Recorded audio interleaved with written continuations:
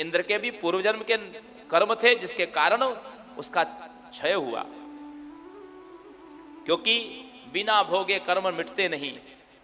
हमको अपने किए हुए शुभ व अशुभ कर्म अवश्य भोगने पड़ते हैं। और हमेशा इस बात का ध्यान रखिए, आपके शुभ कर्म का फल आपको अलग से मिलता है, अशुभ कर्म का फल अलग से मिलता है। आप यदि इस गणित में रहेंगे ना, आप सोचेंगे कि चलो 2 पाप हुए हैं और 4 हमने पुण्य कर लिए हैं तो 4 - 2 हो जाएगा, तो 4 - 2 नहीं होता।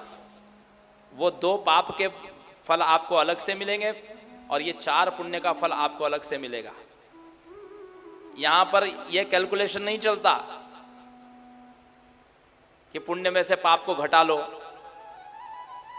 पापों की श्रेणियां होती है, कुछ हल्के पाप होते हैं जो पुण्य कर्म करने से वो कट जाते हैं, लेकिन प्रायः अधिकतम जितने भी पाप होते हैं उसका परिणाम हमको चाहे इस जन्म में, चाहे नरक आदि में, चाहे अगले जन्म में हमको भोगना पड़ेगा, लेकिन वो बिना भोगे कटेंगे नहीं। इसलिए कर्म करते समय जीव को बहुत सावधान होना चाहिए। हम तो ये कहते हैं आपसे कि आप पुण्य करते हैं या ना करते हैं ये बहुत महत्वपूर्ण नहीं है, लेकिन पाप करने से बचिए।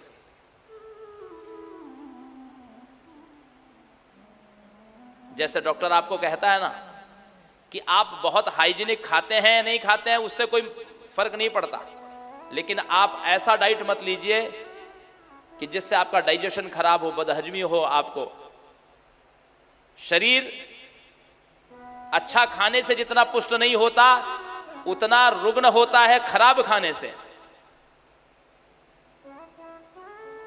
यदि रोग नहीं रहेंगे, हमने कोई गलत चीज नहीं खाई है, गलत चीजों का सेवन नहीं किया है, तो शरीर अपने आप स्वस्थ रहेगा, ऐसे ही चमकता रहेगा। ठीक उसी प्रकार आप कोई पूजा पाठ नहीं करते, कोई यज्ञ जप तप नहीं करते, लेकिन यदि आप पाप नहीं करते हैं तो जीवन में आपके शांति रहेगी, जीवन में कभी आपके उत्पात नहीं होगा। इसलिए पापों से बचना चाहिए व्यक्ति को।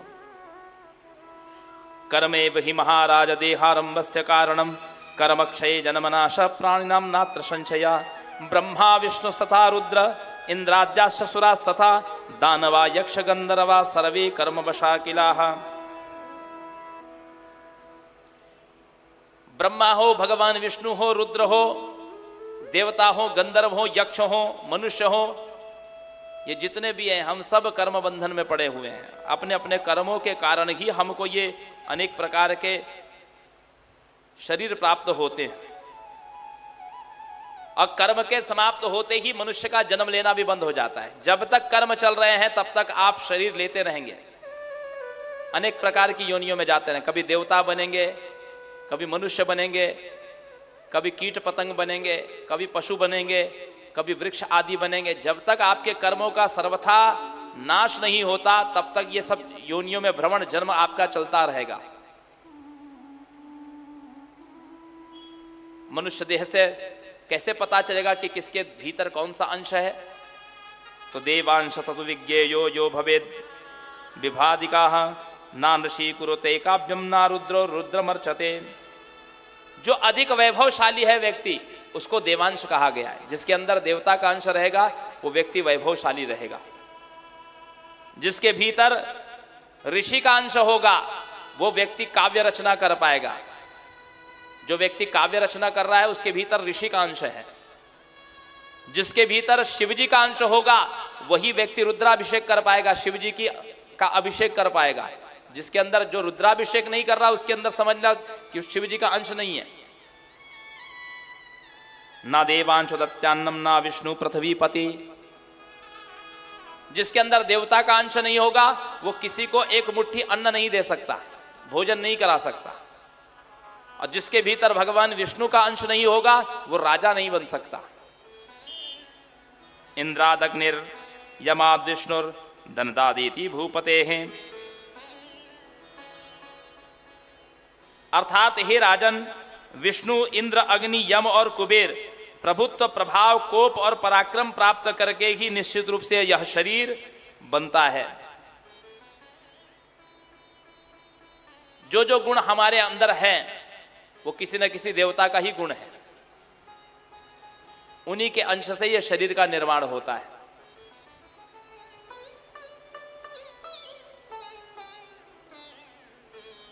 जन्मे जब पूछते हैं कि गुरुवर एक बात बताइए, तनस्तदा पृथ्वी का भार उतारने के लिए ही तो भगवान ने भीष्म को, द्रोण को, विराट को, बाल्लीक को, द्रुपद को, सोमदत्त को, कर्ण को, विकर्तन को, इन सब का भगवान ने संहार करवाया महाभारत के युद्ध में। जरासंध के द्वारा भगवान ने जरासंध के साथ युद्ध करने में 17 बार भगवान ने उसको हराया है। कितने असंख्य आतताई राजाओं का भगवान ने उसमें संहार करवाया।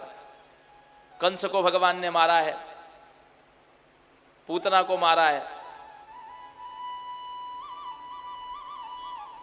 केशी है, व्योमासुर है, धेनुकासुर है, बलराम जी ने वही प्रलंबासुर को, द्विविध वानर को, अनेक लोगों को भगवान ने मारा। लेकिन ये लुंटितम धनम सर्वम हृताश्च हरियोषिता कथम न नाशिता दुष्टा ये स्थिता पृथ्वी तले। जब भगवान पृथ्वी का भार उतारने के लिए आए थे तो भगवान ने उन आभीर, यवन, किरात आदि को क्यों छोड़ दिया? वो जो भील जाति के लोग जो भगवान श्री कृष्ण के स्वधाम जाने के बाद जब अर्जुन भगवान की पत्नियों को लेकर के आ रहे थे, उस समय भीलों ने उन पत्नियों को लूट लिया। तो फिर भगवान ने फिर कैसा भार उतारा? फिर भगवान ने उनको क्यों छोड़ दिया था? जब पृथ्वी का भार ही उतारने के लिए आए थे भगवान, तो सबको समाप्त करना था। व्यास जी कहते हैं, सुनो, ऐसा है कि भगवान द्वापर युग का भार उतारने के लिए आए थे, रामावतार त्रेता का भार उतारने के लिए आए थे, और कृष्णावतार द्वापर युग के लिए है। तो द्वापर युग के जो जितने लोग थे, जो द्वापर युग के लिए भार थे, उनका ही भगवान ने उद्धार कराया। और बाकी जो आभीर, यवन आदि हैं, ये सब कलयुग का भार है।